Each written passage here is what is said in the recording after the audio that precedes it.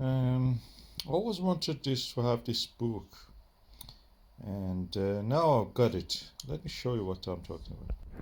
Yeah, A Field Guide to the Stars and Planets by Donald Menzel. This is this was, ultimate, small book for if you want to study the stars and constellations. Especially, I love this star charts, month by month, the constellations and the pictures of the galaxies, and especially this lunar atlas. Now we have similar works, but this work is very cheap now. You can buy it the cheapest. I cannot believe how cheap it is. And this is a lovely source of information if you are interested in astronomy.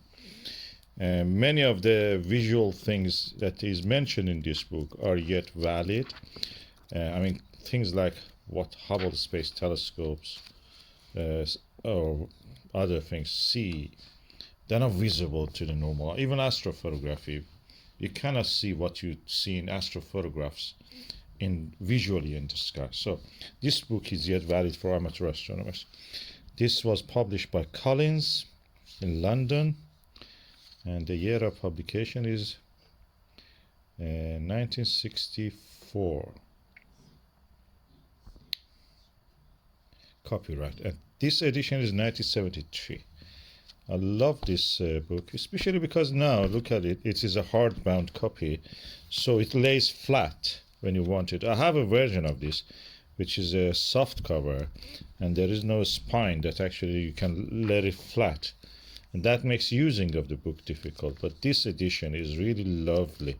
You can lay it flat, and you can go and look at variable stars. These are as valid as they were by then. Just a few minutes of in the sky they have shifted. These were from the 1950s reference point. Now we are using 2000 reference points due to the precession of the equinox. They have a little shifted the positions, but the field of stars is the same. In our lifetime, we will not see any change in the formations of the star asterisms.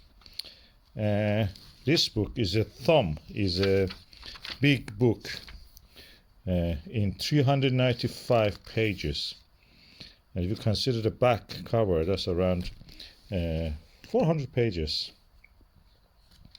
Donald Menzel, was a advisor to the presidency of the United States, and he wrote this book also just to educate the public. And it was in a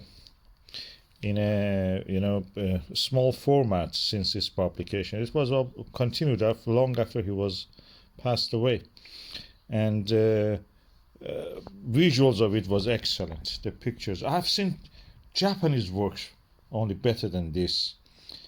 I saw it in an amateur astronomer's library many years ago. Since then I'm looking for it, but I cannot find those books. They were like this in kind of pocket-size edition, but what they had was that they had a film of acetate with the names of the stars written. You could lift it and look at the picture there. The picture, the photographs, astrophotographs by a famous Japanese astrophotographer by then, Akira Fuji, I think it was his name, and they were in color. And those amazing books, I never saw it again. I don't know how to find it. I tried to see if there is any Japanese bookshop or anything like that. I don't see them. It's very bad that we live in an island, as if English-speaking countries, they just deal with themselves. Germans deal with themselves. You cannot find a book German easily or French book here easily. Let alone, these are the people who use the same Latin alphabet as we use. So I don't see any reason why we should not have Japanese books, Chinese books, because with the Google Lens you can just choose the text and Google Translate will translate to on the photo. That is amazing. I'm using this for German books, French books, easy. And also many words are similar anyway. We don't know.